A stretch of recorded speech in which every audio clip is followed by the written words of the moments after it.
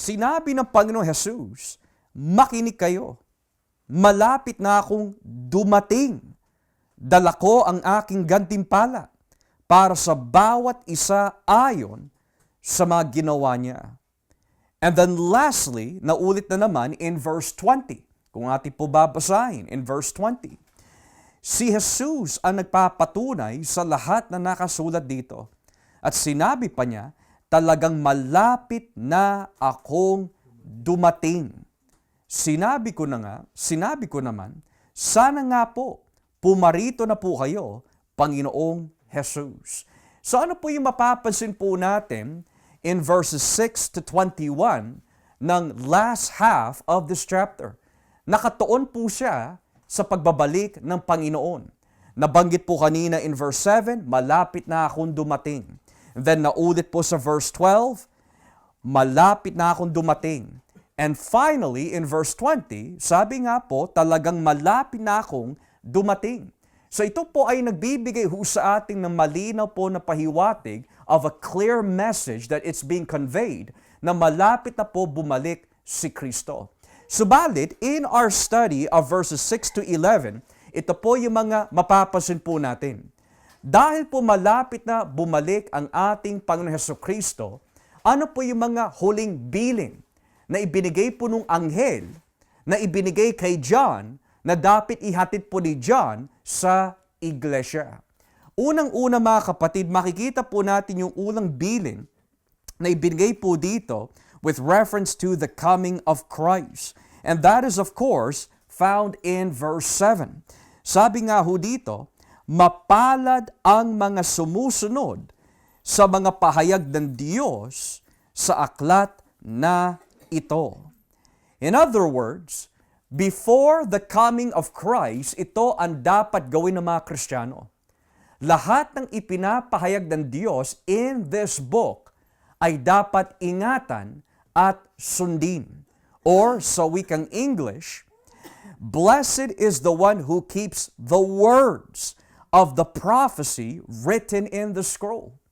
So habang hindi pa ho bumabalik ang Panginoon, these final instructions consist of keeping the words of God. So lahat ng mga napag-aralan po natin from chapter 1 hanggang chapter 22, lahat po yan ay bahagi doon sa tinatawag po dito, sumusunod sa mga pahayag ng Diyos. Bahagi po dito yung persevering. Bahagi po dito yung wag po tayo magpapatatak. Bahagi po dito yung wag po tayo magpapadala sa panghihikayat ng mundo, sa panghihikayat po ng masasabi po natin bayarang babae o babaeng bayaran, which is a symbol of Babylon, which is a symbol of the world. Wag po tayo magpapadala sa mga mensahe ng halimaw o antikristo. Lahat po yan ay bahagi of keeping the words of Christ.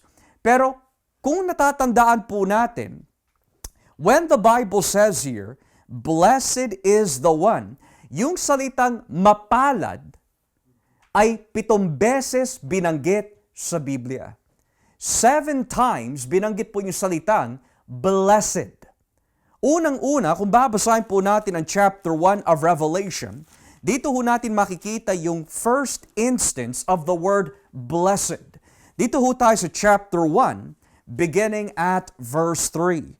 Chapter 1, beginning at verse 3. Sabi ho dito, mapalad ang bumabasa at ang mga nakikinig sa sulat na ito, kung tinutupad nila ang nakasulat dito, sapagkat ang mga sinasabi rito ay malapit nang mangyari. Dito ho natin natutunan that bagamat it is quite true na marami po mga Kristiyano, marami mga mananampalataya na masasabi po natin kinakatakutan po nila pag-aralan or basahin ang Book of Revelation, we have to understand that bagamat tayo po ay not too certain, perhaps not too confident na pag-aralan po ang Revelation on our own, pero we must always remember that ang Book of Revelation encourages us na pag-aralan po ang aklat na ito. Because the Bible makes it very clear, mapalad ang bumabasa at nakikinig sa mga nakasulat dito. So ang Revelation ay hindi po dapat katakutan o layuan o hindi dapat pag-aralan, but rather the complete opposite. We are encouraged by the Spirit of God na pag-aralan po ang Book of Revelation. Pero hindi lang po basahin o pakinggan ang Revelation, kundi sa biyaya po ng Diyos, matupad ang lahat ng sinasabi ho dito. Matupad lahat ng mga inuutos sa atin ng banal na Espiritu that is written in this book. The second time binanggit po yung salitang mapalad is in chapter 14. Kung atin po babasahin, chapter 14, talatang 13. Chapter 14, verse 13. Chapter 14, verse 13. Tignan niyo po ang nakalagay. Pagkatapos, may narinig akong tinig mula sa langit na nagsasabi, isulat mo ito, mapalad ang mga taong namatay na naglilingkod sa Panginoon.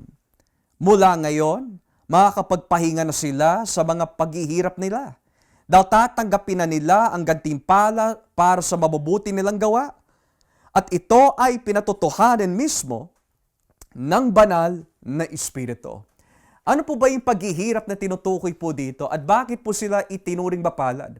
Dahil most likely, kung natatandaan po natin yung mga alipin ni Kristo na naglilingkod po sa Kanya in this book, di ba inuusig ho sila? Ang iba pinupugutan, ang iba pinapatay. Why? Because of their faith. Pero now that they are with Christ at nakaranas po sila ng martyrdom, ang sabi ng Biblia, makapagpapahinga na sila sa kanilang mga gawa, sa kanilang mga paghihirap. Nang ibig sabihin, lahat ng kanilang paghihirap dito sa mundo is only temporal. So those who are dead and have died and have been raised with Christ, sabi ng Biblia, mapalad sila. So hindi natin masasabi na kawawa yung mga pinapatay na Kristiyano o nakaawa yung mga pinatay dahil po sa pananampalataya. Sa isang banda, maaari nakaawa po yung anyo ng kanilang pagkamatay, pero death itself is only leading to their victory and rest. Kaya itinuring po sila mapalad dahil kasama na po nila ang Panginoon. The third thing that is mentioned is in chapter 16, talatang 15. Chapter 16, talatang 15. Tignan niyo po ang nakalagay. Chapter 16, verse 15. Sabi po dito, as the third blessedness, ang lugar na pinagtipunan sa kanila at sa kanilang mga sundalo ay tinatawag na Armageddon sa wikang Hebreo. Pero sinabi ng Panginoon, makinig kayong mabuti. Darating ako na tulad ng magnanakaw dahil walang nakaalam. Mapalad ang taong nagbabantay at hindi naghuhubad ng kanyang damit, upang sa pagdating ko ay hindi siya lalakad na hubad at hindi mapapahiya sa mga tao. Na sa madaling salita, mapalad ang mga taong nagtatapat kay Kristo. Mapalad ang mga taong nag-aabang kay Kristo. Yung mga hindi itinuturing po ng Diyos na hindi mapalad ay yung mga taong hindi pa ibinibigay ang kanilang buhay kay Kristo. Nang ibig sabihin, ayaw po nila tanggapin si Jesus. Ayaw po nila aminin sa kanilang mga sarili na sila po ay makasalanan at nangangailangan sila ng kapatawaran at kaligtasan. Ito yung mga taong sumasamba sa halimaw. Kaya sa pagbabalik po ni Kristo, hindi sila maituturing matuwid, hindi rin sila maituturing mapalad dahil nakahubad pa ho sila. Nang ibig sabihin, hindi sila binabalutan ng katwiran ni Kristo.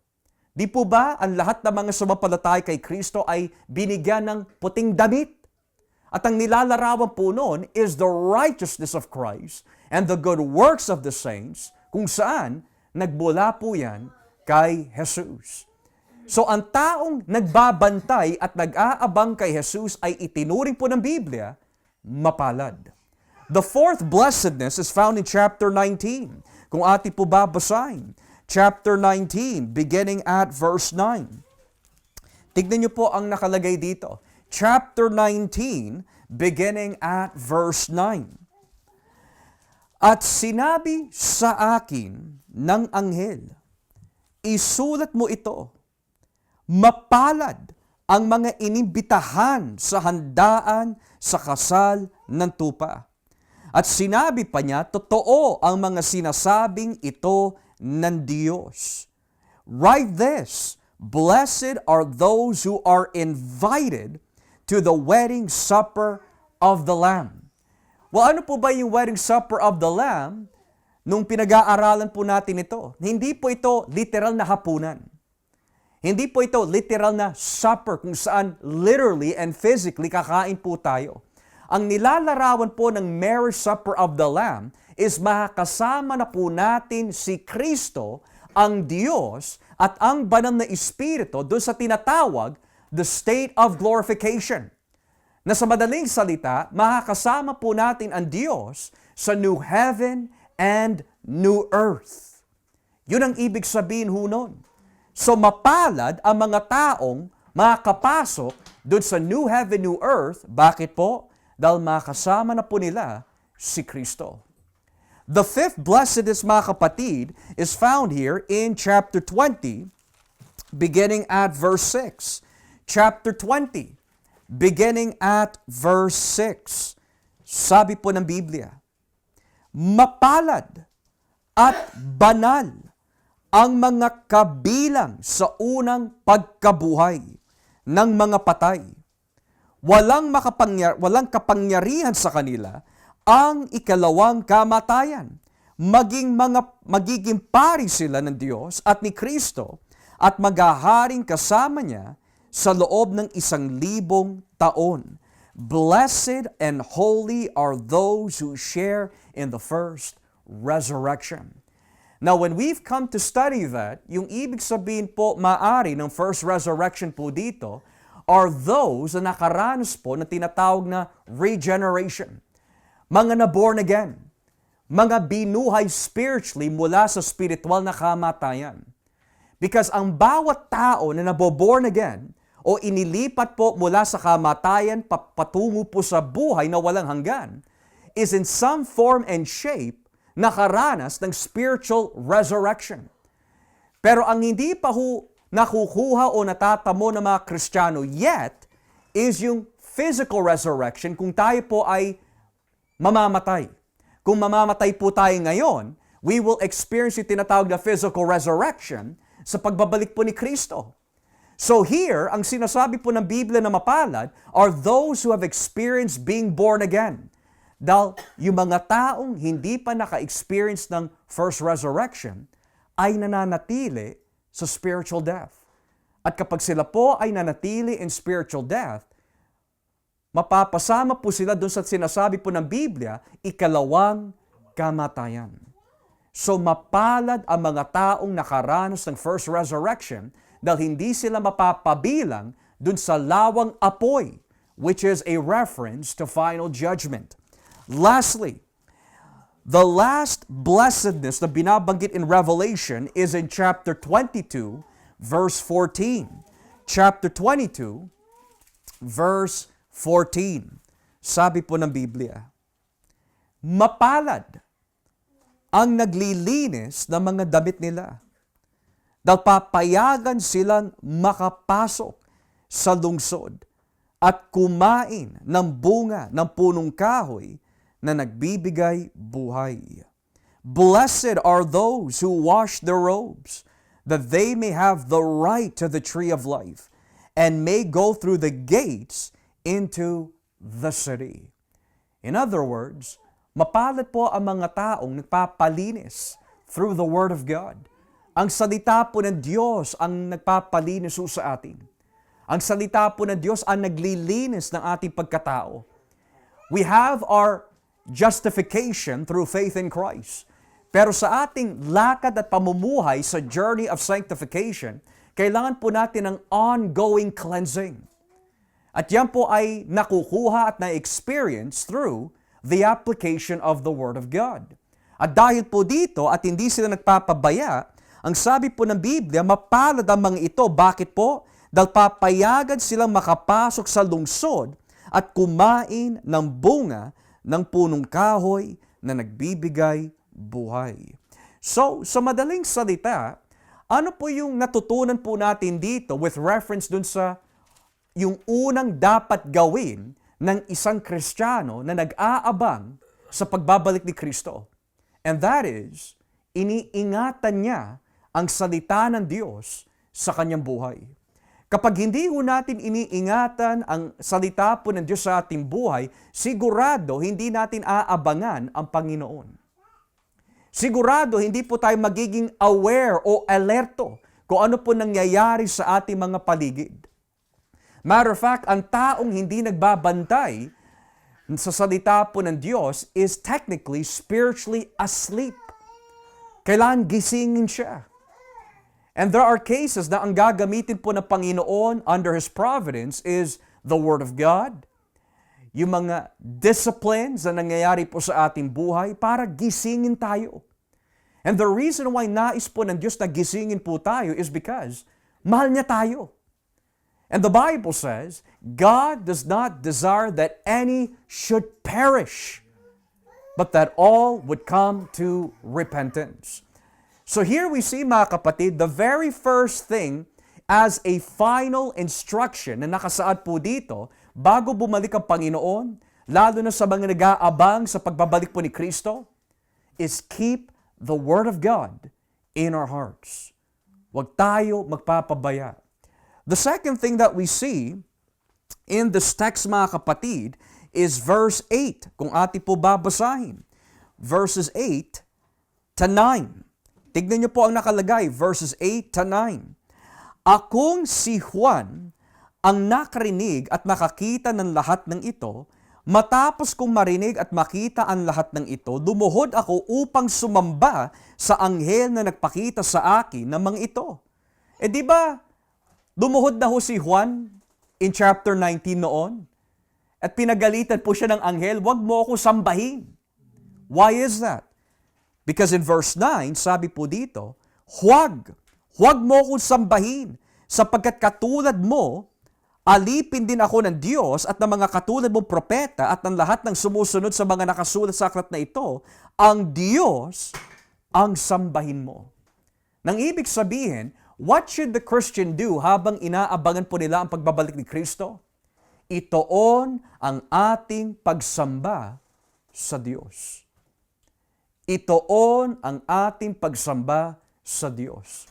Alam niyo po, kapag pinag-uusapan po natin yung salitang pagsamba, most of the time, the first words that come to mind is singing and praising. Singing and praising. Pero worship here, mga kapatid, ay hindi po limitado lamang sa singing and praising. Everything that we do is worship. Kung saan po natin binibigay ang ating oras is a form of worship to God. Kung saan po natin itinutuon ang ating mga mata, ang ating isipan, ang ating puso sa araw-araw is a form of worship. Our prayer is a form of worship. Our reading the Word of God is a form of worship. Yung pagpapalakas po natin sa mga kapatiran is a form of worship. Yung nagtutulungan po tayo in the church is a form of worship. Yung pinapalaganap po natin ang salita po ng Diyos is a form of worship. So dito, sabi po ng anghel, "Wag mo ako sambahin. Ang sambahin mo ay ang Diyos. Siya dapat ang sambahin." Bakit po? Kundi dahil po sa Diyos, wala tayong kaligtasan. Kundi dahil po sa Diyos, hindi po bababa si Kristo. Kundi dahil po sa Diyos, walang bagong kasunduan. Kundi dahil po sa Diyos, wala po tayong Biblia, wala po tayong banal na Espiritu, wala po tayong kaligtasan, wala po tayong pagbabago, walang new heaven, new earth. So ngayon, ang itinuturo po sa atin ng anghel kay John is this: direct all your worship and reverence to God.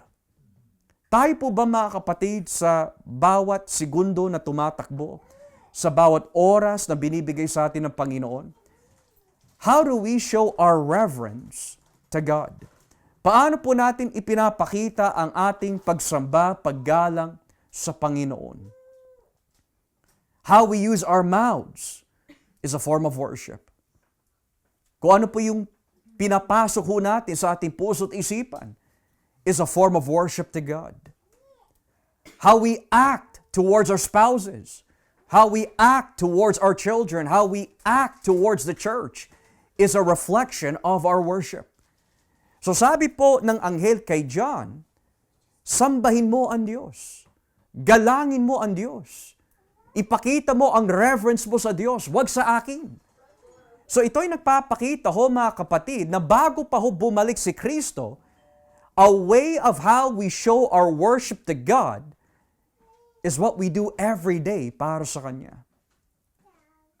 Every single thing that we do is worship and is a reflection of our worship to God. Kaya mga kapatid, ang nais po ng gawin ng kaaway ay maituon ang ating pag-iisip elsewhere para hindi na natin sambahin ang Panginoon. Kaya dyan po papasok yung tinatawag mga Diyos-Diyosan idolatry. Bakit po dumarating yung mga distraction po na yan para maituon ang ating worship elsewhere? Wherever you give your time to, wherever you give your thoughts to, wherever you give your heart to, di ba nga sabi po ni Pablo, whichever master you obey, you are a slave to that master. Kapag in-entertain po natin ang katamaran, nandun na ang ating worship. Kapag in-entertain po natin ang sama po ng loob, yun ang worship natin.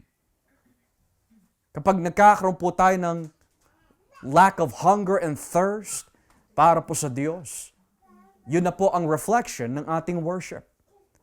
Pero sabi ho dito, in the second point, bago bumalik si Kristo, ang mga na kay Kristo Jesus must live a life in worship to God. Sambahin ang Panginoon. Dahil hindi hinahanap po ng Panginoon dito ang ating performance. He sees that already in Christ. He's not asking for our personal righteousness. That's already found in Jesus. Pero ang sabi po ng Biblia na hinahanap po ng Ama are those true worshipers na sasamba sa Kanya sa Espiritu at katotohanan. So point number 2, ano ang dapat gawin po ng isang Kristiyano habang inaabangan po niya ang pagbalik ng kanyang hari? Sambahin ang Diyos. Thirdly, in verse 10, what is the third point of instruction? Sinabi pa niya sa akin, huwag mong ililihim ang mga propesiya sa aklat na ito dahil malapit na itong matupad. Do not seal up the words of the prophecy of the scroll because the time is near. Na anong ibig sabihin po noon? Ano po yung dating po nung kay John? Well, two things.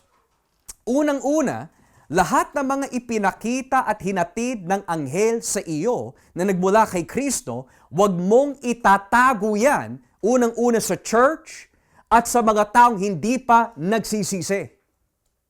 Now, how do we apply that in our lives? Bago ho bumalik ang Panginoon Hesukristo, hindi trabaho ng simbahan na magbawas kung ano po yung sinasabi dito sa Biblia. Hindi natin karapatan na itago yung katotohanan po dito. Kundi kailangan hayagan po natin sinasabi ang katotohanan, may magalit man o hindi. Tanggapin man ho o hindi. May matisod man dahil sa katotohanan o hindi, trabaho at katungkulan ng simbahan before the coming of Christ na sabihin, hayag-hayagan ang nilalaman na salita po ng Diyos. Now, the second reason kung bakit binanggit po ito kay John is that notice the words here, huwag mong ililihim ang mga propesiya na ito. Na bakit niya kaya sinabi huwag mong ililihim? Literally, do not seal the words of this prophecy is because nais po i-connect ni John, who is the author of Revelation, ang isang event in the Old Testament. Basahin nga po natin ang Daniel chapter 12. Daniel chapter 12. At basahin po natin dito sa talatang 4. Daniel chapter 12, beginning at verse 4. Daniel Kapitulo 12, talatang 4. Tignan ho natin. Pero Daniel, isara mo muna ang aklat na ito at huwag mo munang sabihin sa mga tao ang mensahe nito hanggang sa dumating ang katapusan. Habang hindi pa ito ipinapahayag, marami ang magsisikap na unawain ang mga nangyayari. But you, Daniel, roll up and seal the words of the scroll until the time of the end. Now here's the question. Sino kaya ang kumakausap kay Daniel dito? It is also an angel. Perhaps it is Gabriel na kumakausap po kay Daniel in chapter 12. And it's interesting dahil the reason why sinabi po ng anghel kay Daniel, ilihim mo muna, seal it up, is because of the very reason hindi pa dumarating ang katapusan. Pagdating ho kay John in the book of Revelation, sigurado dumating na yung katapusan. Dumating na yung rest of the revelation in a much more detailed fashion. So ngayon ibinigay na po ni Kristo sa pamagitan ng kanyang anghel yung pangitain at yung apocalyptic vision and prophecy kay John. And what does the angel tell John? He doesn't say seal it up. Sinabi niya, ihayag mo. Huwag mo na ilihim.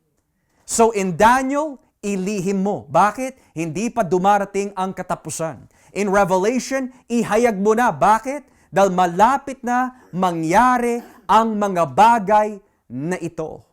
Do you see the connection between the two books? In Daniel's time, hindi lahat malinaw. In John's time, inilinaw na po ni Kristo through the angel, kailan ihayag na ang lahat ng mga bagay na ito dahil malapit na ang katapusan, malapit na maganap o mangyari ang mga nakasaad dito. Kaya nga mga kapatid, bilang trabaho po ng mga Kristiyano bago ho bumalik ang Panginoon, ang bawat tao na makakausap po natin kung paintulutan po ng Diyos, ang ating mga kapitbahay, minamahal po sa buhay, sino man, katrabaho man, whoever it is, kung paintulutan po ng Diyos through His grace, na makausap po natin ang mga taong ito about the time of the end, about the gospel of Christ. Napaka-importante ho nun. Bakit po? Dahil bago ho bumalik si Kristo, we need to ask the Lord, Lord, grant me the grace that I may share Christ sa mga taong ito. Dahil alam ho natin, given kung ano yung mga mangyayari in the book of Revelation, na kapag bumalik po ang Panginoon, wala ho siyang ititira na buhay who is not in Christ. Lahat ay papatayin po niya. Wala po siyang ititira na masama. Why? Kasi nagbigay na ho siya ng mahabang panahon upang ang mga tao ay magsisi. Mahabang panahon na ang mga tao po ay makinig. Pero dahil mas minahal po nila ang kanilang mga kasalanan, at His second coming, uubusin ni Kristo ang lahat ng kasamaan. So here we see that the instruction given to the church, at least with regard to its application, bago po bumalik ang Panginoon, wag nating ililihim ang mga propesiya sa aklat na ito. Kaya nga wag po natin tutularan yung mga ibang mga ngaral, mga kapatid, na namimili lang po sila ng mga masasarap na teksto. Pero yung mga mabibigat na teksto, yung mga teksto na may kinalaman sa kasamaan, kasalanan, pagsisisi, iniiwasan ho nila. Bakit ho? Dahil they're not going to be relevant anymore. Hindi na ho sila magiging friendly sa mata ng mga tao. Pero hindi po natin tungkulin na magmukhang friendly sa mga tao or to be acceptable to men, but most importantly, acceptable to God. Now, the next thing that we see here, which is the final point, ay makikita po in verse 11. Verse 11. Sabi po dito, in Revelation 22, verse 11, ang masama ay magpapakasama at ang marumi ay magpapakarumi pa. Pero ang matuwid ay magpapakatuwid pa at ang banal ay magpapakabanal pa. Technically, there are two groups of people here. Yung mga na kay Kristo at yung mga wala kay Kristo. Ang bunga ng mga taong wala kay Kristo, kahit na hinahayag mo na ang propesiya ng salita po ng Diyos tungkol sa Ebanghelyo, ano po magiging response po nila? Magpapakasama pa sila. Naranasan po natin yun mga kapatid, maging ngayon. May mga tao po tayo na binabahagian, ano po ang response po nila? Ha? Ayaw ko pakinggan yan. Pabayaan mo na ako. Pag-iisipan ko muna. Well, sabi po ng Biblia, bakit po nagiging ganun ang response nila? Dahil ang masama ay magpapakasama pa. Ang definisyon ng kasamaan sa mundo is yung pumatay ka, or nagnakaw ka, and etc.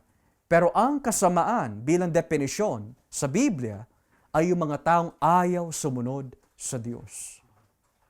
Ayaw mo kilalanin si Yahweh, ayaw mo kilalanin si Kristo, ayaw mo kilalanin ang kanyang ginawa doon sa krus ng Kalbaryo, ang masama ay magpapakasama pa.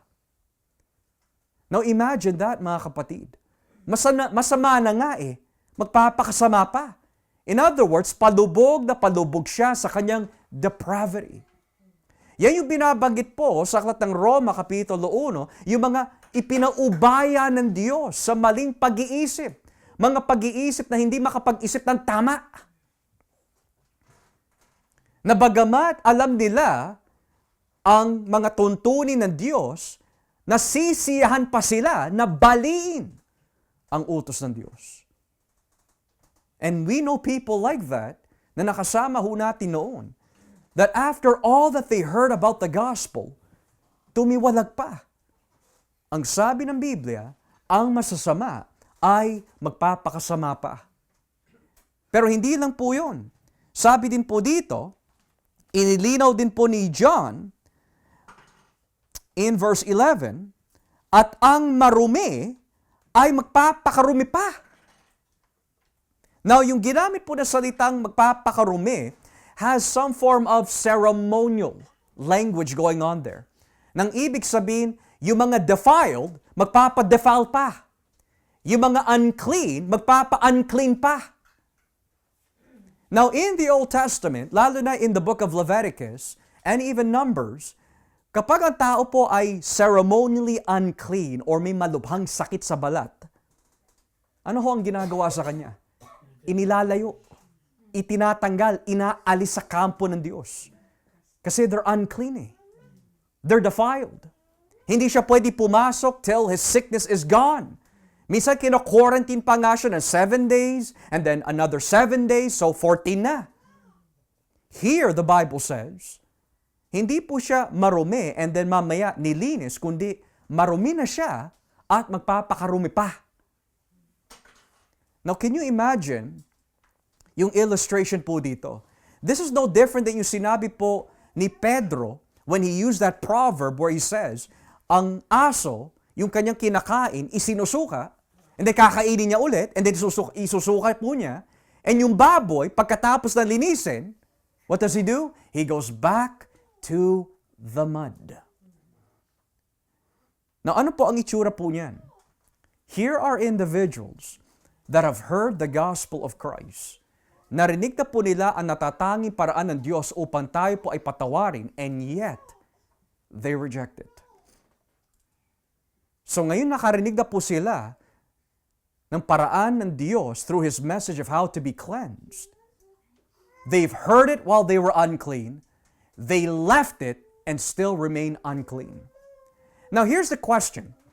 Bakit napaka-specific po ni John in verse 11? Kasi ang ginamit po niya ng mga salita let the one who does wrong continue to do wrong. Let the vile person continue to be vile. Where is he getting this language from?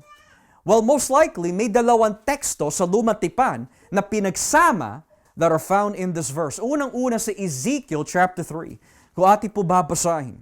Ezekiel chapter 3. At simulan po natin dito sa talatang 26 hanggang 27. Ezekiel chapter 3, verses 26 to 27. Excuse me. Sabi po ng Biblia, mga kapatid, gagawin kitang pipe para hindi mo mapagsabihan ang mga rebeldeng mamamayang ito. Verse 27.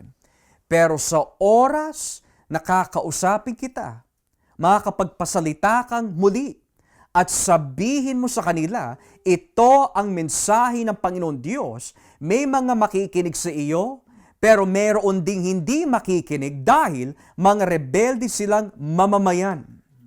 In other words, whoever will listen, let them listen. Whoever will refuse, let them refuse. For they are a rebellious people. Now, ano po ang konteksto of Ezekiel chapter 3?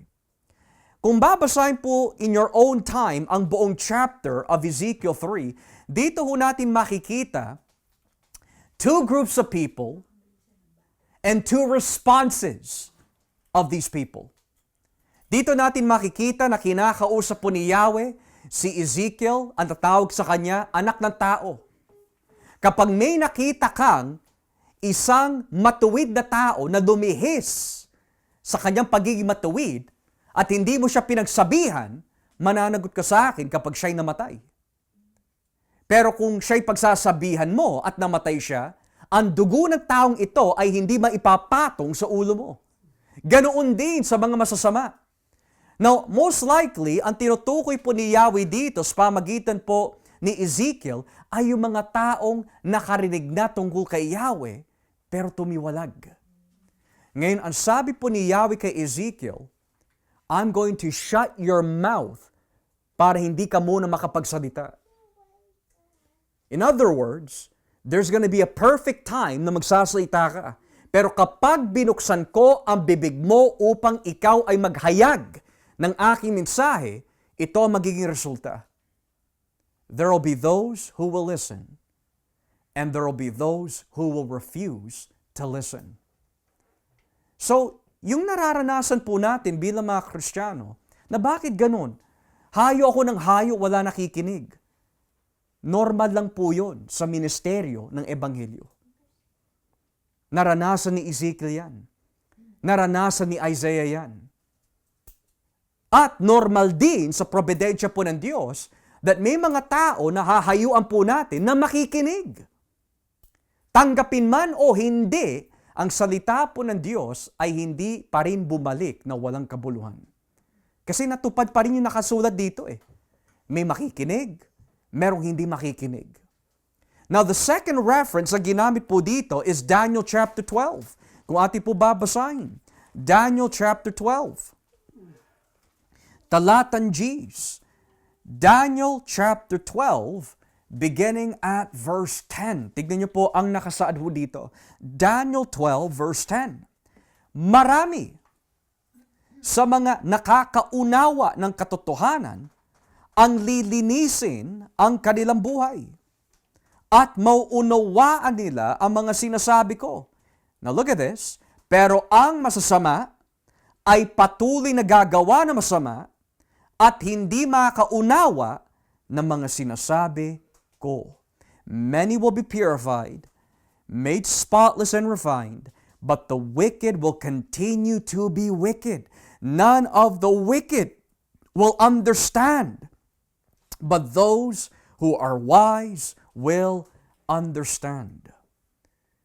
Well, nung binasa po natin kanina, yung Daniel chapter 12, dito ho natin nakita that in that whole chapter, nung nagpapahayag po yung anghel kay Daniel, he's explaining that there's going to be a coming day that yung mga itinuring matuwid, they will shine like the stars. Ang tinutukoy po doon is glorification. Pero sinabi din po nung anghel kay Daniel, may mga masasama naman that will not shine like the stars, whether they are righteous or unrighteous, bubuhayin po yung dalawang ito on the day of judgment. Ngayon, Daniel seal the scroll until the time of the end. And then we've come to see later on that kapag ipinahayag na ang mensaheng ito, marami ang hindi makikinig. ang mga masasama ay magpapatuloy pa rin sa kasamaan. Kaya ano po yung dapat po natin abangan kapag tayo po ay nangangaraw sa mga tao or ipinapamahagi po natin ang magandang balita? Expect rejection. Huwag sasama ang loob mo. Yes, it is normal for a Christian na mapighati because you understand that they're rejecting God. But don't take it to the point na sumama ang loob mo that nagalit ka sa mga taong ito, itinuring mo na kaaway sa laman, at wala ka ng habag sa kanila. At wag din sasama ang loob mo to the point na ayaw mo na magpatawad. But rather, the Bible says, expect rejection. Kung si Kristo nga, mga kapatid, yung pinakamahusay na mga ngaral hindi lahat tumanggap Tayo pa kaya? And that's the greatest preacher. And the reason why marami ang hindi magtatanggap at lalong lalala pa is because yan po ay nakasad na sa Biblia. That's already in Revelation. Now kung tatanungin po natin, what about my children? What about my wife, my husband? Pinili kaya sila ng Diyos? Mga kapatid, ang Diyos lang ang nakaalam. Pero wag tayo susuko. Habang sila po ay may buhay, laging may pag-asa. Huwag tayo susuko. So sabi po dito, as the last portion of the final instruction, ano po yung dapat gawin ng isang Kristiyano bago po bumalik si Kristo? Magpakabanal. Ang mga matuwid ay lalakad sa katwiran ng Diyos. At yung mga banal ay magpapakabanal pa. Anong ibig sabihin ng magpapakabanal pa? It means, sisikapin po nila sa tulong ng Diyos na mamuhay sa kanyang kalooban. Kasi ang ibig sabihin po ng salitang holy means to be set apart. So when you are set apart for Christ, ang ibig sabihin po nun, sisikapin mo, hahanapin mo ang kalooban ng Diyos that will continually separate you from the world. Yun ang ibig sabihin po ng magpakabanal. Yung magpakabanal, mga kapatid, ay hindi nasusukat sa damit. Hindi nasusukat po sa kaalaman po natin sa Biblia. Nasusukat po yan in the gracious power that's given upon us to obey God's Word. So the more that we obey Christ, lalo tayo nasa set apart. The further you are from the world, the more na sinusunod po natin si Kristo, palayo na palayo po tayo sa mundo. Pero the more na sinusunod po natin ang ating laman, you will notice parang mas attached ka sa mga bagay dito sa mundo. Kasi hindi natin sinasanctify sarili natin Bakit po ba tayo nahihirapan minsan na isuko yung mga pleasures of the flesh? Is because, mga kapatid, let's face it, ang magpakabanal is not an easy thing. Our flesh hates holiness. That's the truth. Mas gugustuhin pa ho natin yung mga bagay dito ho sa mundo. Kesa po yung mga bagay na makalangit. Mas gugustuhin po natin pakinggan ang mga bagay dito sa mundo kesa po yung mga bagay na makalangit. Because bahagi po yun sa ating digmaan against the flesh Kaya nga sabi ho dito once the gospel has been preached to these people, ang mga itinuring na banal ng Diyos, sisikapin na naisin po nila lalo magpakabanal. Why is that? Kasi nauunawaan nila yung kabutihan ng Panginoon at yung kanyang ginawa sa krus para sa kanila. Kaya, our sanctification, kung bakit tayo palayo ng palayo sa mundo, if that be the case, ay hindi dahil para maipakita lang po sa church kung gaano po tayo ka-sagrado, kung gaano po tayo kabanal. Kasi anytime that we do that, self-righteousness po ang tawag doon. But the reason why nais po natin magpakabanal, it's not to earn salvation, pero rather, kundi maipakita yung bunga ng salvation sa ating buhay. Ulitin ko ho, kaya ho tayo nagsisikap magpakabanal ay hindi para matamo po natin ang kaligtasan, kundi yun ang bunga ng kaligtasan. So with that being said, nakakatakot po na statement yun. Biro mo sa lahat ng ipinakita po na pahayag ng Diyos from chapter 1 hanggang chapter 22, ang magiging sagot po ng mga tao is this: sa kabila ng lahat ng mga ipinakita sa iyo sa mga mangyayari in the future, the final judgment, yung lawang apoy, ang magiging response mo is this: ang masama ay magpapakasama pa. Grabe mga kapatid. Ang marumi ay magpapakarumi pa. Nakita na nila ang lawang apoy through the vision. Nakita po nila ang maging kahihinatnan ng halimaw at yung lungsod ng Babylon, and yet nagawa pa rin po nila magpakarumi pa. Pero ang epekto naman po ng Revelation sa mga na kay Kristo, kapag nakita po nila ang mga bagay na yan, kapag nakita po nila ang final judgment, the new heaven, new earth, the trials that are gonna come, this will be their response. Ang mga banal ay magpapakabanal pa. You see? Prophecy has two functions. Dalawa ang epekto ng pahayag. Sa mga makakarinig, lalong titigas at lalala ang kanilang kalagayan. Pero ang mga na kay Kristo, lalong lalapit at dedepende sa Kanya. Kaya tignan mo yung response ni John. In verse 20, tignan mo yung response ni John nung sabihin po ni Kristo, talagang malapit na ako dumating. Tignan mo po sinabi ni John. Sinabi ko naman, sana nga po, pumarito na po kayo, Panginoong Jesus. So paano ko ho malalaman, paano ko po matitiyak sa aking sarili bilang isang naturingang Kristiyano na ako po ay nasa estado bilang banal at nagpapakabanal pa? Na sa puso ho natin, yung pag-abang ho natin kay Kristo. Inaabangan po ba natin ang pagbabalik ni Kristo? If the answer is yes, bahagi tayo sa binabanggit kanina, ang mga banal ay magpapakabanal pa. Pero kung hindi ho natin hinahanap at inaabangan ang pagbabalik ni Kristo, sabi ng Biblia, ang masama ay magpapakasama pa. So this evening mga kapatid, what have we come to learn? Well, these are the things that we have learned na dapat po nating gawin bago po bumalik si Kristo. Number 1, keep the words.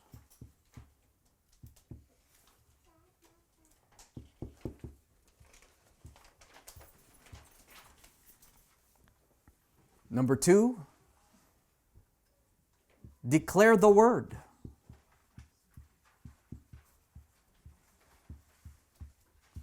Do not hide it.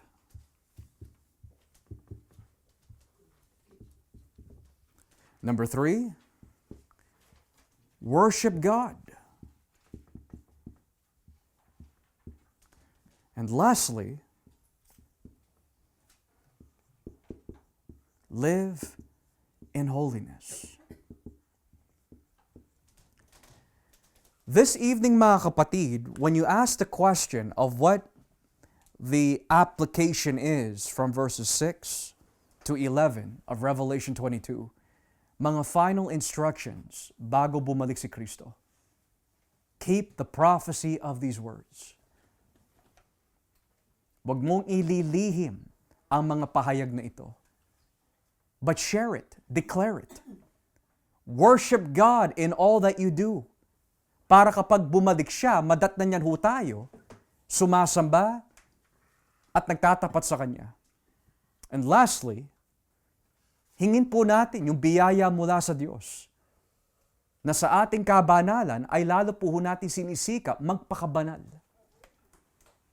Because remember, walang marumi, walang masama, walang hindi banal na papasok sa Kanyang presensya in the new heaven, new earth. That is the very reason why, mga kapatid, sinabi po ng Biblia, ang mga matuwid ay magpapakatuwid pa. Ang mga banal ay magpapakabanal pa. Because matuwid at banal ang ating hari, ang Panginoong Hesukristo.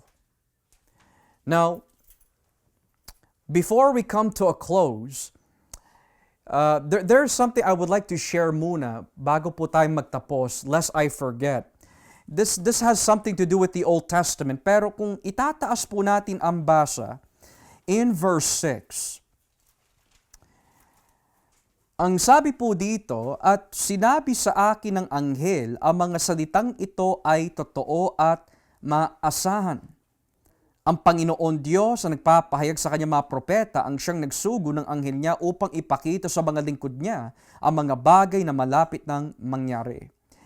Now, in the NIV, both Tagalog and NIV do not capture yung talagang nuance po nito, at least in my opinion. Kasi sabi po sa NIV, the angel said to me, these words are trustworthy and true, the Lord, the God who inspires the prophets. Pero in a more formal translation, ang nakalagay po diyan, the Lord God of the Spirit of the prophets ang nakalagay. That's something that is not put in the NIV. And it's not wrong dahil iba po yung layunin ng NIV sa kanilang translation philosophy. Pero the point here is, ang hindi ko ho sana na makalimutan po natin is that in verse 6, ang nakalagay po dito is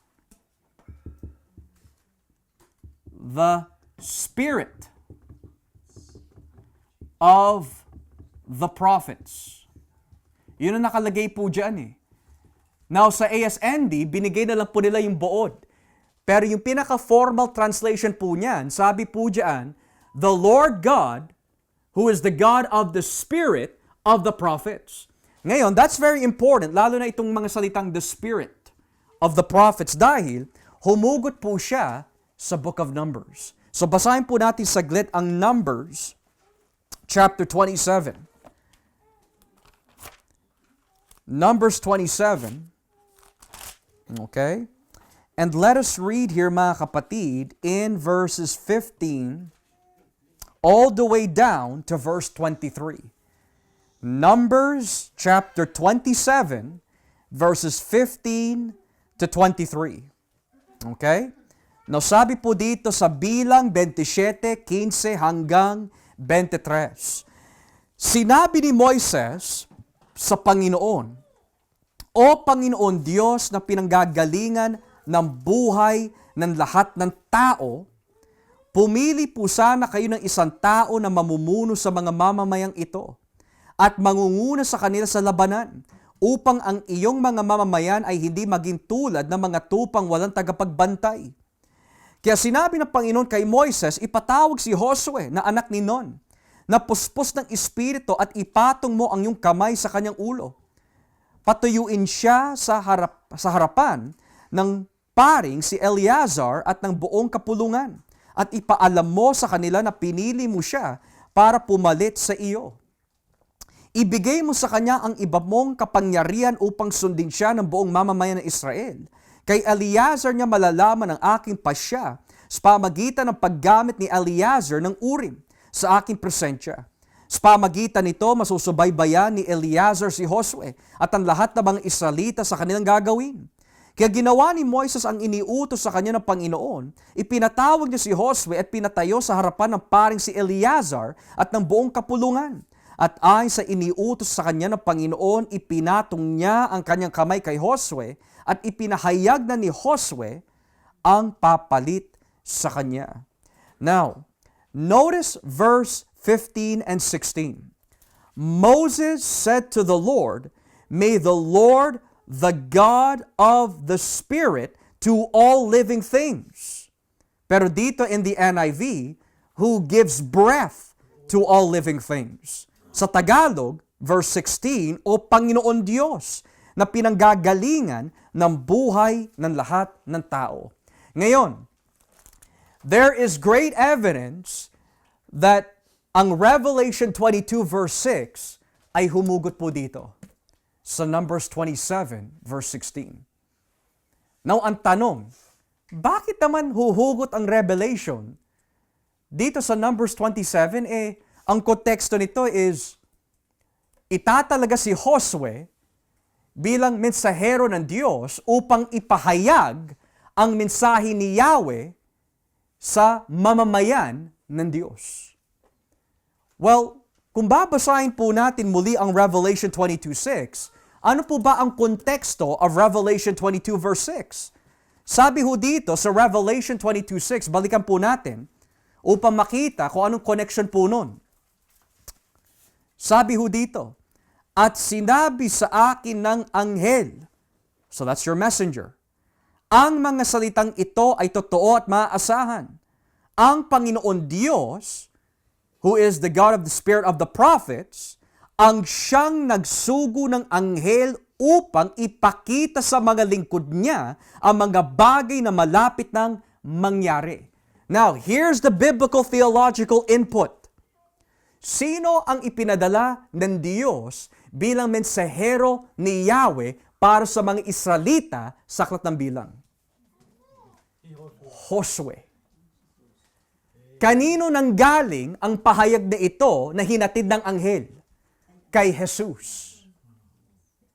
Ngayon, si Jesus ay nangungusap sa pamagitan ng kanyang mensahero, the angel, na ipaabot kay John, na ipaabot po sa eschatological Israel, the church. You see?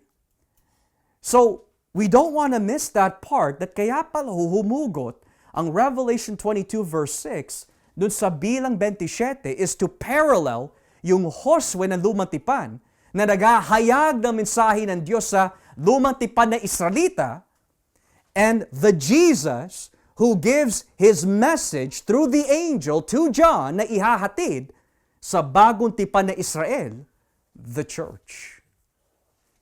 But what's the context of Numbers 27?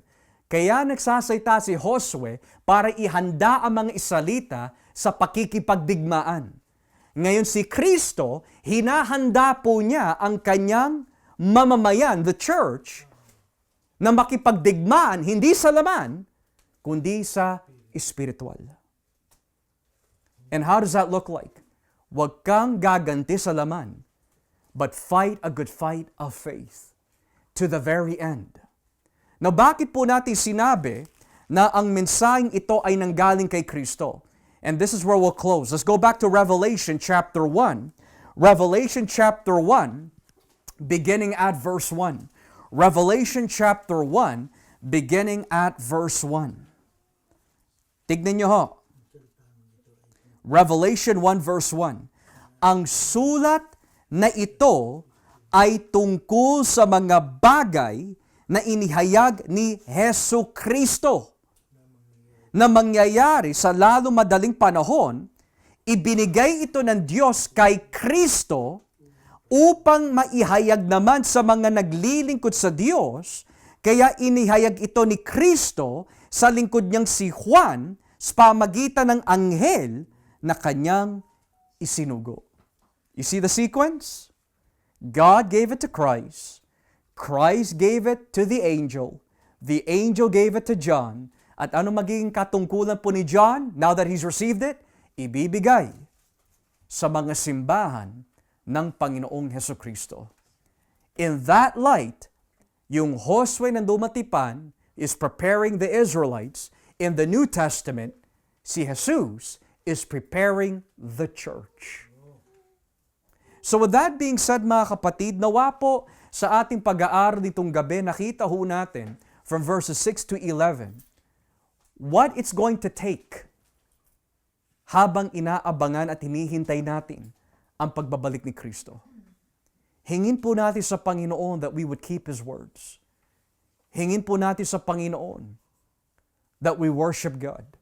Hingin po natin sa Panginoon na hindi tayo maduwag, matakot, na ihayag ang salita po ng Diyos. And most importantly, hingin po natin sa Panginoon na bagat tayo ay itinuring banal na ng Diyos through Christ, sikapin natin lalong magpakabanal sa Kanyang harapan. Because being set apart leads you into the conformity of His image. So with that being said, meron po ba tayong mga katanungan nitong gabi, mga kapatid, sa ating mga pinag-usapan, pinag-aralan nitong gabi? Excuse me. Do we have any questions this evening? with regard to our lesson? May mga questions po ba tayo that are related or hindi related sa ating paksa? Ma, may tanong ho kayo.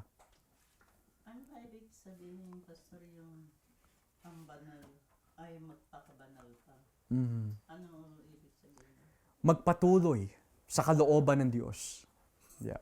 Kasi yung ano po ma, 'di ba ang buhay po bilang Kristiyano yung paglago. So ganoon din sa pamumuhay po sa kabanalan. Hindi po siya one-time thing. Habang hindi pa ho bumabalik si Kristo, meron po tayong sinisikap na maging katulad. And that is the image of Christ. So habang hindi pa ho siya bumabalik, sinisikap po natin na maging kagaya po natin si Kristo sa lahat ng aspeto. Bagamat mahirap sa ating laman, walang imposible po sa mga nagtitiwala sa Kanya. Okay? Anyone else? Pastor, meron Sige ba- pa, sige ha. Yung nire-reject ang Diyos, kailangan bang ipag-pray yun? Ipagpatuloy yung pag-pray? Yeah. Depende po kung sino yung nag-reject na Depende ho. Kasi may binabanggit po na distinction. Halimbawa po, may mga tao na galing po sa church na tumiwalag at hindi na ho sila nagpapatuloy. At talagang ipinamukha po nila sa church at maging sa Diyos na hindi na sila manunumbalik.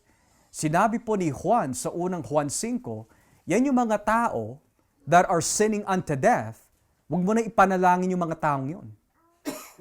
Maging nga po sa panahon po ni Jeremiah, sinabi nga po ni Yahweh kay Jeremiah, huwag mo ipapanalangin yung mga taong ito. Hindi sila nakikinig.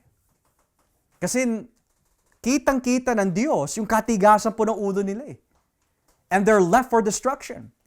Now, pagdating naman po sa mga taong hindi pa nakarinig ng Ebanghelyo, I would say that we should continue to pray for them. Now, what if na nireject po nila ang salita po ng Diyos? Ang sabi lang po sa atin ng Biblia in Matthew 10, ipagpaglang ho natin ang ating mga paa sa mga taong talagang sinasabi, I don't want Christ. So, we really have to pray to the Lord na kung ano po yung sitwasyon ho doon. Kasi nga ho, meron po tinuturo talaga ang Biblia, itigil mo na panalangin mo sa mga taong ito.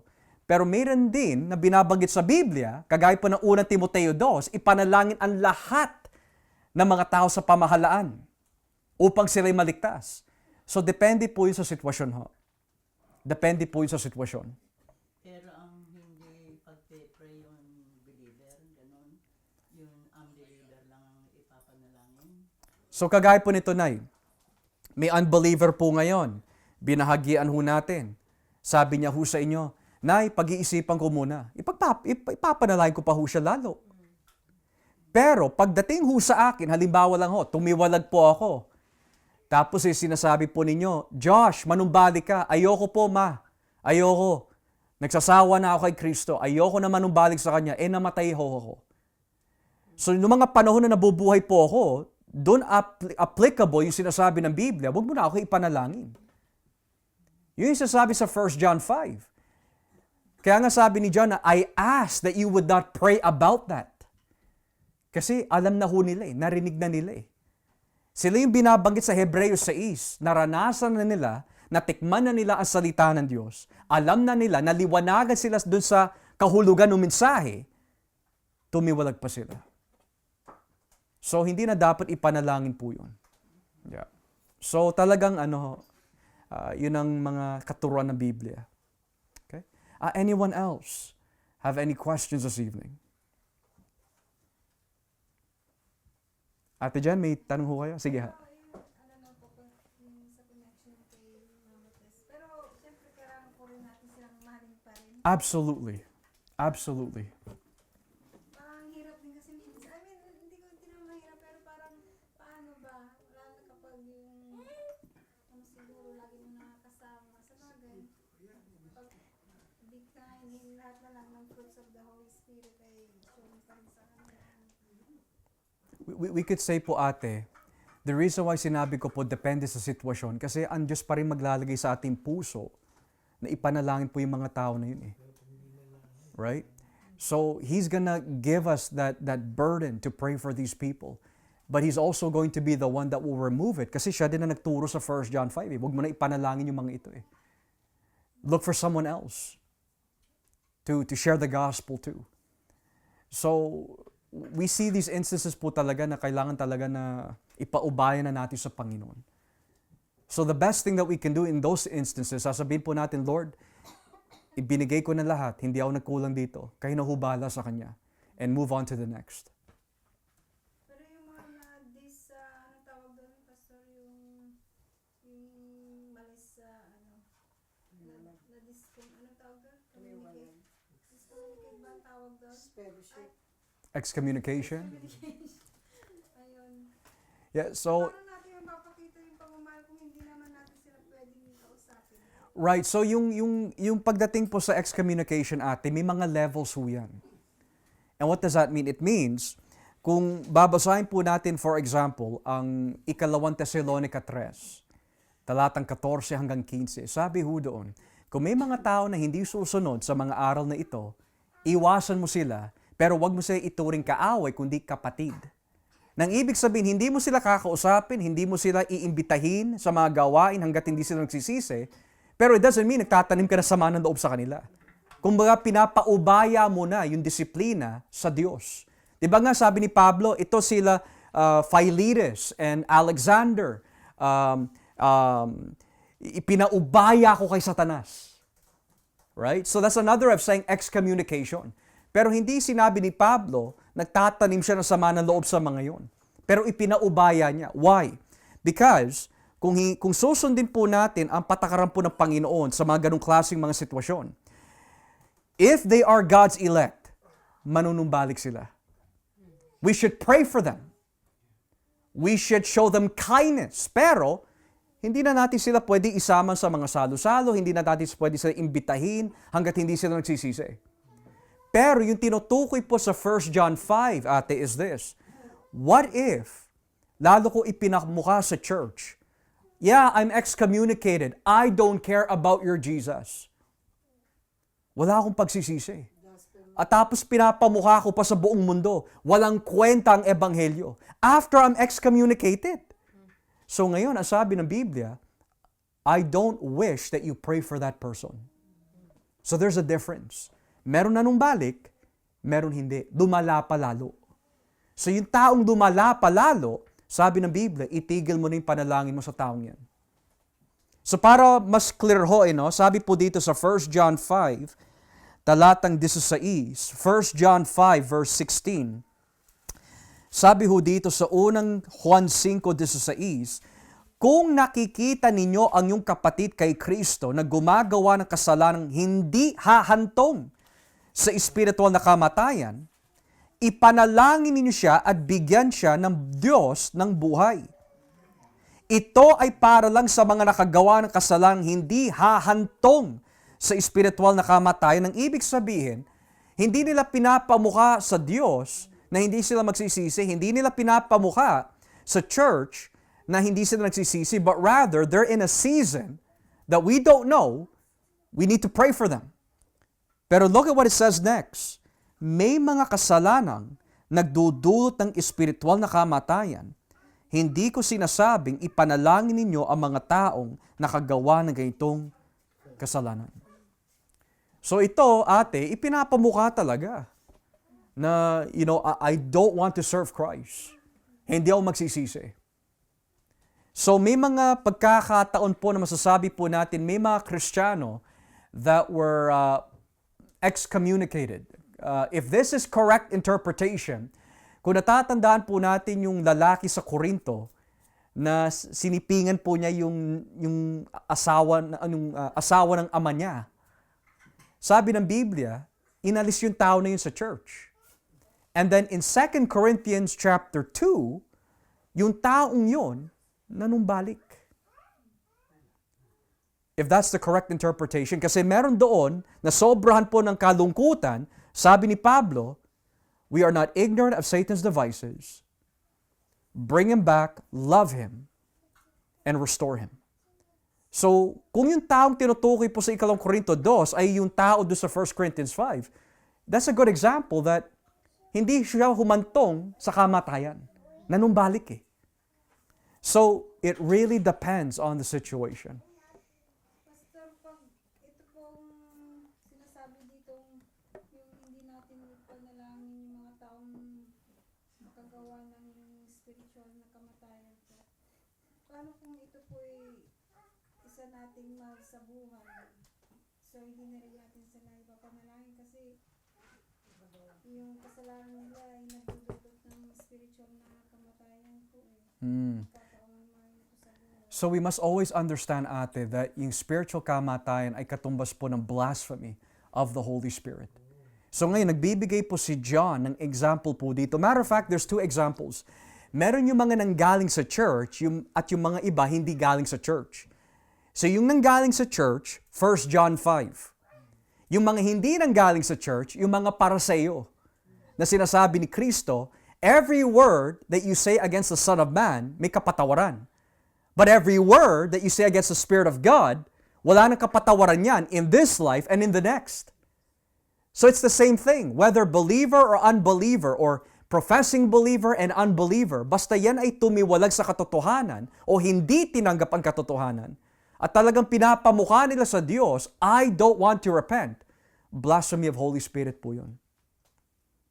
Blasphemy of the Holy Spirit po yun. So kamag-anak man po, asawa, anak, doesn't matter who it is. Kapag nandun po sila sa ganong klaseng kalagayan, na talagang pinapamukha po nila, I hate God. I don't want anything to do with God. Yun na ho yun. Yun na ho yun. Yun ang binabanggit po kanina, ate. Ang mga masama ay magpapakasama pa. Yun ho yun. Pero hindi pa rin po natin sila, siyempre dapat i-judge na, ay, pinalasking na yung Panginoon, hindi na yan safe. Parang minsan, naisip ko rin natin yung nasa Diyos pa rin, siyempre po yung The only one that can condemn them is God. Sabi nga ho dun dumating na ang hatol ng Diyos Dumating na yung liwanag. So, men are condemned by nature. Pero dahil hindi nila tinanggap ang ebanghelyo, they're condemning themselves even more. Alright? So, wala po tayong karapatan na sabihin, you're not saved, you're never gonna go to heaven. Kasi we don't know the hearts of men. Pero yung instruction nga po dito is that if this is a person na hayagan na sinasabi, pagkatapos po natin sila bahagian ng ilang beses, I don't want to serve Christ. Merong binabanggit din po ang Biblia na judgment in the sense of fruit na pinapakita niya. So, base sa bunga na pinapakita niya, mukhang malala na itong taong ito. Panginoon, kayo na hubala dyan. Hanggang doon na lang ho tayo. Pero ang Diyos pa rin ang may karapatan na humatol. Yeah. Okay? Anyone else? Paano, Pastor, kung hindi niya dineclare ang the Word of God? Sabi yung taong Yeah. naging worse. Di ba kailangan hindi mo kahit meron kang verse na ibibigay sa kanya para Clear the words, do not hide it. So ang tanong niyo ho po ba is, ano po ang mangyayari sa taong hindi niya ipinapamahagi ang salita po ng Diyos? o yung ganun, parang gano'n nga, hindi mo na naipamahagi sa tao na kaya nag-worse siya. Yeah. So, depende ho sa sitwasyon kasi kung ibig ho natin sabihin is ako'y naturing ang Kristiyano pero kinakahiya ko ang ebanghelyo dahil baka usigin ako. Sabi ni Kristo sa Mateo 10, kung tatanggihan mo ko, i-deny din kita. Ikakahiya rin kita sa harapan ng Ama at maging sa kanyang banal na anghel. Pero kung ang tinutukoy ho natin dito is may mga panahon na hindi natin inihayag.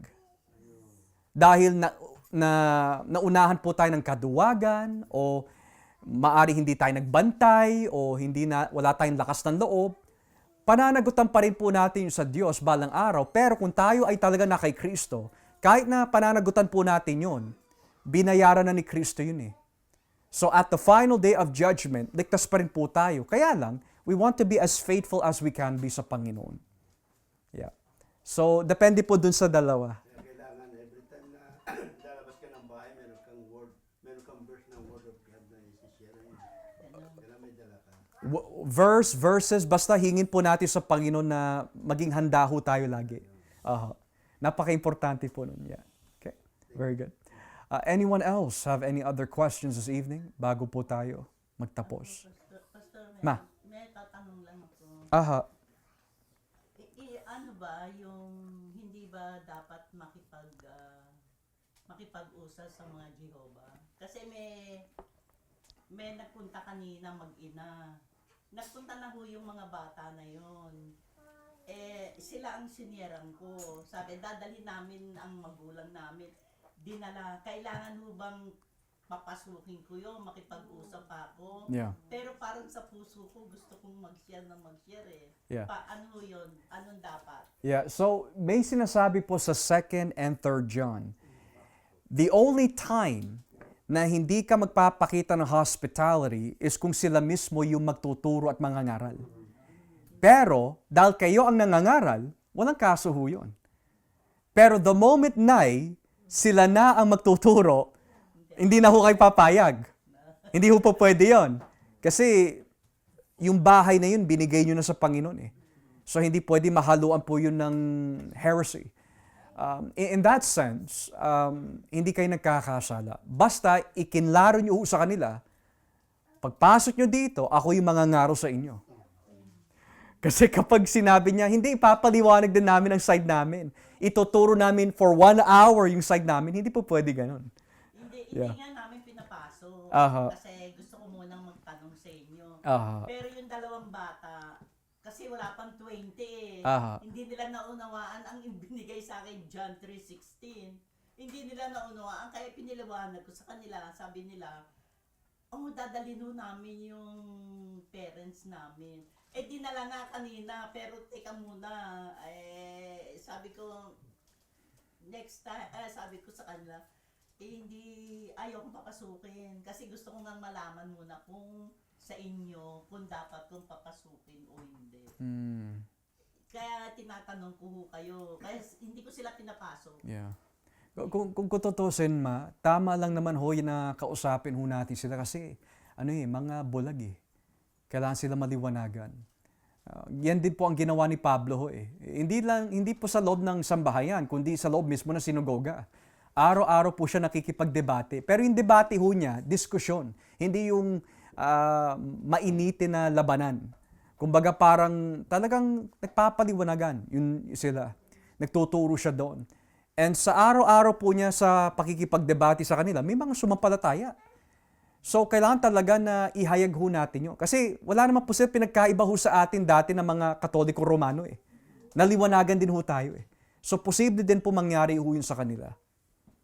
Yeah. Di ba nga ho sa 2 Timoteo 2, ang lingkod ng Diyos ay hindi dapat makipag-away, kundi sa isang mahinaon na paraan, ipaliwanag niya ang ebanghelyo upang yung mga inalipin ng kaaway at nahulog sa bihag po ng kaaway, mabuksan. So, sino ho tinutukoy doon? Yung mga huwad na guro. Kailangan mapaliwanagan po sila ng maayos. Opo. Yeah. Sige pa. Yung katulad nyo, may pumunta sa bahay namin. Ang sabi, tinatanong sa akin kung pwede raw kami kung pwede kami makilala.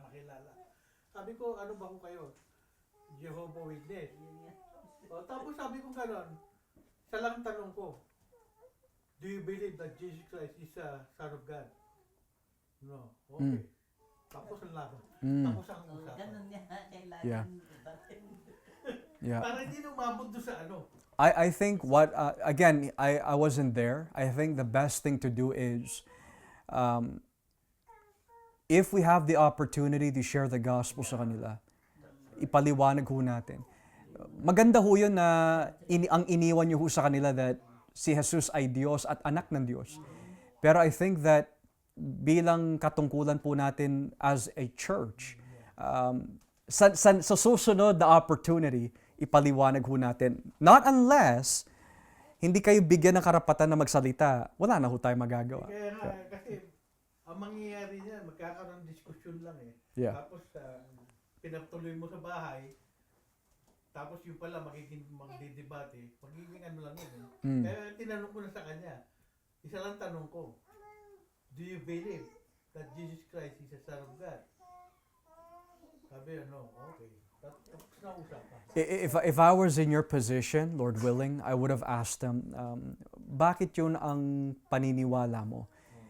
And then, ngayon, habang... Hindi siya nagtanong eh. No. Tapos sinabi lang sa akin no. Okay. Tapos No. What I meant po, Tito, is that, let's say, for example, nagtanong ho kayo, and then sumagot ho siya. I would have asked them that, okay, bakit yun ang paniniwala mo? Mag-usap tayo. Kasi nasa labas naman ho kayo eh. Mag-usap tayo. Kasi may intention ho tayo na mahikayat siya. Ngayon ho, kapag talagang ayaw ka na pagsalitaan at talagang nagiging mainit na yung ulo niya, sumisigaw na siya, and you know na talagang wala nang patutunguhan, then yes, you can stop the conversation. Yeah. Inano ko lang kasi para hindi na magkaroon ng ano eh. Yeah. Ano ko lang. Ako, maano rin ako. Pag maganon din ako. Kaya iniiwas ko yung ano ko sarili ko. Yeah. Yung pagdating ng bandang huli, ako ang magiging, di ba? Yeah. Kaya inano ko na. Kaya talaga tama ho yung tanong po nung isang kapatiran ho natin. Kailangan talaga handa sa lahat ng bagay. So di ba nga ho sabi ng Panginoon, wise as serpents, harmless like doves. So nahihingi naman po yun sa Panginoon. We just need to be prepared. Yeah. Okay, anyone else have any other questions this evening bago po tayo Ma, sige ho. Sige ho, habang ano. Ano yung papapasukin ko yun pag bumalik? Parang may gustong malaman tungkol sa Bible eh. Yeah. Ano yung papapasukin ko? Nasa sa inyo ho yun, ma. Basta wag nyo lang sila pagsasalitaan ng ng turo nila. Yeah. Okay. Tsaka kung maganda naman po yung panahon po sa labas bakit kailangan pa ho papasukin po sa loob? Kung pwede naman, kung may table naman ho doon sa labas, mag-usap ko kayo doon. Pero as long as indoor, outdoor, hindi sila yung mag-share, kayo lang ho. Walang kaso ho yun. Yeah. Okay? Dapat sabihin na ako ang mag-ano sa inyo. Hindi mo pwedeng ipasa sa akin yung doktrina mo. Yeah. So again, even that, it really depends kasi may mga kulto na talagang mga missionary na talagang alam mo, mangangaral talaga ho sila. Pero yung binabanggit nyo po, Nay, correct me if I'm wrong, ito yung mga parang hindi nila alam kung bakit ito yung pinasukan nila eh. So iba yon. So dahil hindi naman talaga nila alam yung pinasukan nila na reliyon, most likely hindi nila maipapaliwanag yung paniniwala nila kasi hindi naman talaga sila aral eh. So nagiging conversation na ho yun. 17 and 18 lang yung mga bata. Yeah. Kaya Yeah. hindi nila tinuturuan, tinitrain. Kaya nang may nalaman sila na tinuro ko yung John 3:16, dadalhin daw yung magulang. Eto na nga, dinalang mag-ina kanina. Ayaw ko papasukin muna. Sabi ko, wala akong time ngayon. Yeah. Pero nagbabasa ako kasi kanina ayoko muna. Gusto kong tanungin muna kayo kung nararapat ko Yeah. papasukin. o Yeah. hindi. Yeah. Yun lang ang Yeah. ano ko. Well, mukhang maayos naman po yung sitwasyon na sila yung willing makinig So, walang kaso ho yun. Okay? Alright. Nanay, Leonila, may tanong ho kayo, Nay?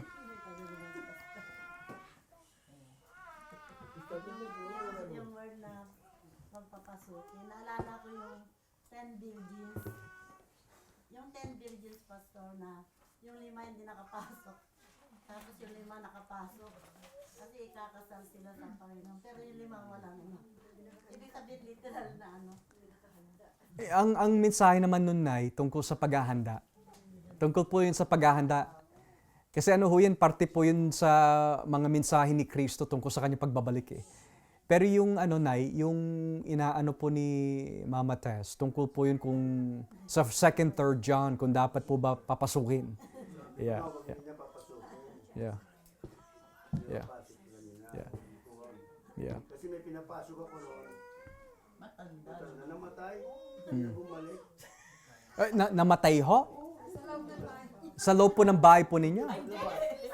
Or pagkatapos ho? Kasi siya, pinapapasok niya, puti yun. matanda, pinakakain niya. Eh parang balik ng balik, eh hinahandaan niya ng pagkain. Namatay na pala ho. Yung pala, tinanong niya, namatay na, at least napakain niya. Well, hopefully nakarinig ho siya bago po siya pumanaw. Ay, hindi Yeah. sila nag-uusap eh, lalaki kasi yung... Pinakapagsalita, pinakain ko ng pinakain. Yeah. Basta ho, ang pinaka-importante dito mga kapatid is that hindi lang ho tayo nagpapapasok o hindi nagpapapasok. Ang pinaka-importante ho dito, kasama natin ang Diyos eh. Kasi kung haharapin po natin yung mga ibang espiritu, hindi tayo handa. Hindi tayo binalutan ng kapangyarihan ng Diyos through wisdom. Kawawa ho tayo. We need the help of the Spirit of God. Okay? Alright, so tayo na po ay magbigay ng doxology sa ating Panginoon. Purihin po.